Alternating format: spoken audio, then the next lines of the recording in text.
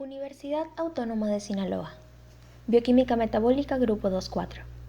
Seguramente has escuchado hablar del genoma humano, la inmensa colección de genes que hay dentro de cada una de nuestras células. Pero, ¿qué son los genes?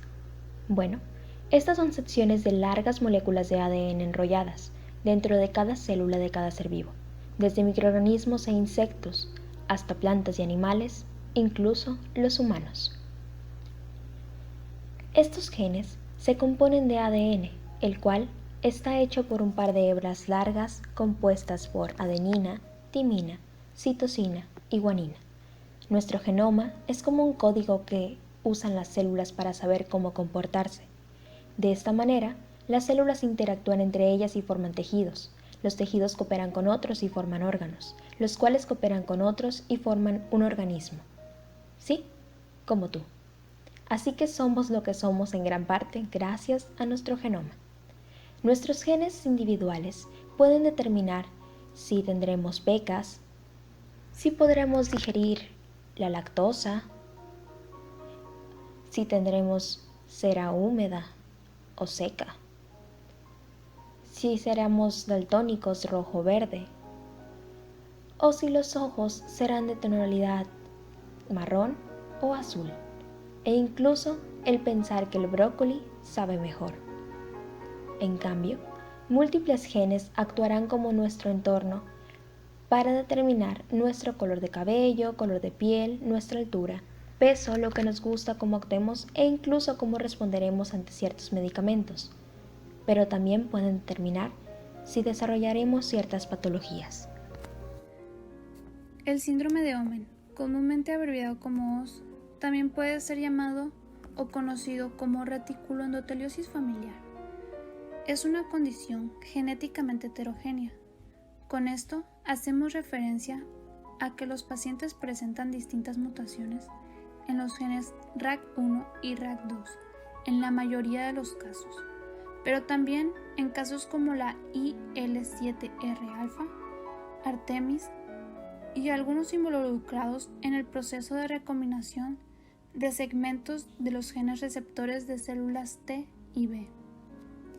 Es una enfermedad que ha sido caracterizada como una forma de inmunodeficiencia severa, combinada con eritrodermia, alopecia, hepatoesplenomegalia y linfadenopatía con infiltración histocítica de tejidos, diarrea severa, hipoproteinemia con edema eosinofilia y producción de inmunoglobulinas E, con una expansión oligoclonal de células T 9, 10, 15 y 16. También es llamado como inmunodeficiencia severa combinada con fisuras o inmunodeficiencia severa combinada atípica, por considerarse que una cierta población oligoclonal de linfocitos escapa a la inmunodeficiencia gracias a una expresión residual de los genes involucrados. Es esta población la responsable de las manifestaciones autoinmunes del síndrome. Esta enfermedad se hereda con un patrón autosómico recesivo, es decir, ambas copias del gen en cada célula deben tener las mutaciones para que se exprese la alteración. Los padres de un individuo con la enfermedad autosómica recesiva tienen una copia del gen mutado, pero por lo general no muestra signos y síntomas de la enfermedad. La aparición de dicho trastorno ocurre en el individuo en la etapa neonatal o en la infancia. ¿Pero qué son todas esas enfermedades que pueden presentarse en los pacientes con el síndrome de Omenn? Bueno, eritrodermia, también llamada dermatitis exfoliativa, es una alteración inflamatoria de la piel en la cual más del 90% de la superficie corporal total presenta eritema y descamación. Puede ser aguda o crónica según el tiempo de evolución. Alopecia. Es la caída del pelo en el cuero cabelludo o en cualquier otra parte del cuerpo. Hepatoesplenomegalia. Recrecimiento del hígado y vaso que puede ocurrir por un problema heredado en el cual El hígado no puede procesar el glucocerebrósido. La acumulación de dicha sustancia en los tejidos del cuerpo puede causar un daño severo al sistema nervioso central de los niños pequeños. Linfadenopatía. Es la inflamación de los ganglios linfáticos o glándulas del sistema inmunológico. Estas son las glándulas en forma de frijol en el cuello, las axilas, la ingle, el pecho y el abdomen. Diarrea severa. Evacuación de heces blandas y acuosas durante un corto tiempo. Hipoproteinemia con edema. Disminución de la concentración sérica de proteínas. Esta disminución se efectúa a expensas de la albúmina, fundamentalmente, y condiciona la disminución de la presión oncótica, pasando y acumulándose el agua desde el espacio intravascular al intersticial, con desarrollo de edema, es decir, presencia de un exceso de líquido en algún órgano o tejido del cuerpo que en ocasiones puede ofrecer el aspecto de una hinchazón blanda. Eosinofilia. Es el alto nivel de glóbulos blancos en la sangre que combaten las enfermedades. Pero, a menudo también se presentan diversas infecciones causadas por algunos organismos como las bacterias, que atacan a personas con este trastorno. Por lo general se describen como oportunistas, ya que no causan enfermedades en personas sanas. Además de la inmunodeficiencia, los niños con síndrome de Omenn desarrollan autoinmunidad, en la cual el sistema inmunitario ataca los propios tejidos y órganos del cuerpo. Los síntomas del síndrome de Omenn pueden aparecer con el tiempo y no hacerlo simultáneamente, o en ocasiones solo algunos lo hacen. De seguro te estás preguntando qué son las inmunodeficiencias severas combinadas. SCID, por sus siglas en inglés, son un grupo de trastornos inmunológicos caracterizados por una ausencia de células T funcionales, generando el fallo de la inmunidad adaptativa, tanto celular como humoral. Estas condiciones son identificadas tempranamente y son incompatibles con la vida de no darse una intervención médica oportuna. Este síndrome fue descrito por primera vez por Omenn en 1965 como reticuloendoteliosis con eosinofilia en diversos individuos que se relacionaban con respecto a su lugar de origen. Años después, se describió un niño que poseía lesiones esparcidas en su cuerpo, al cual se le realizó una biopsia que detectó una reducción de una enzima en sus ganglios linfáticos y linfocitos. Lamentablemente, meses después, el niño falleció. Pero valorando una situación no tan lejana descrita en el 2005 por Ege sobre un bebé que presentó los síntomas comunes del síndrome, al cual se le logró realizar un tratamiento específico, primero con un inmunosupresor y posterior con el trasplante de células madre. Gracias a los avances médicos y científicos, este tratamiento provocó que el pequeño tuviera funciones inmunes normales. Quizás te estés preguntando qué tan frecuente es la aparición de este síndrome y en dónde se ha visto la mayor parte de sus casos. Pues bien, se desconoce la prevalencia exacta del síndrome de Omenn, pero en general se estima que llega a afectar a 1 de cada 75.000 a 100.000 recién nacidos.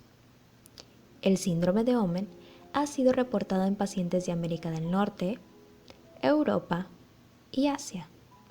Y en el área árabe se informó acerca de un bebé con este trastorno, pero ha sido el único en esa zona.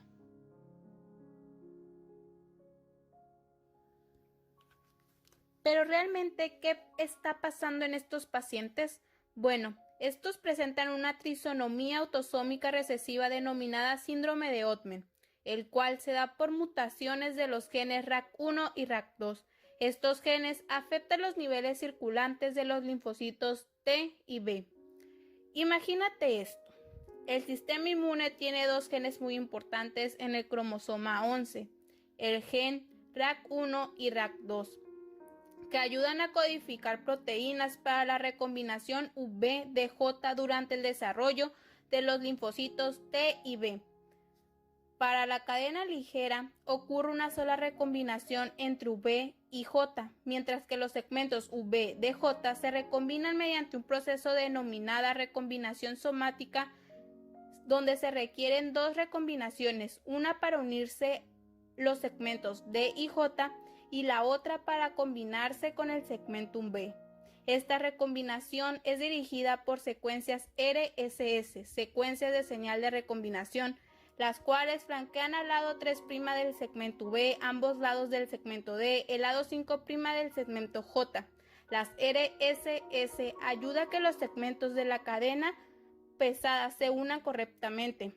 Esta recombinación de cadenas ligeras y pesadas es la que nos permite generar 1.6 millones de anticuerpos distintos listos para combatir enfermedades. Las proteínas RAC1 y RAC2 interactúan entre sí y con el grupo de alta movilidad de proteínas para formar un complejo RAC.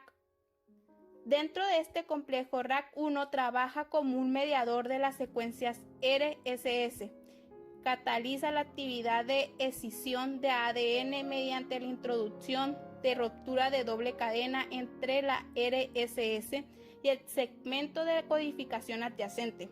También actúa como una E3 ligasa de ubiquitina para la combinación de los fragmentos V de J. Por su parte, RAC2 ayuda a la preexclusión alélica de las células V y a potenciar RAC1.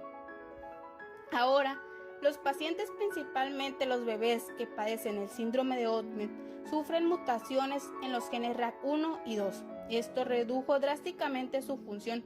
Por ello, el desarrollo de los linfocitos B y T se ve afectado y la diversidad de sus proteínas de superficie está muy limitada. En consecuencia, las células ya no pueden reconocer los invasores extraños y no pueden combatir las infecciones en el cuerpo del bebé. Por eso son muy propensos a tener infecciones que hasta pueden acabar con su vida, ya que la función de los linfocitos está disminuida y el número de células B también, y estas van a desaparecer. Por otro lado, las células T están disminuidas y atacan a las células del propio organismo, y esto responde a los síntomas presentados por el síndrome de Ottman.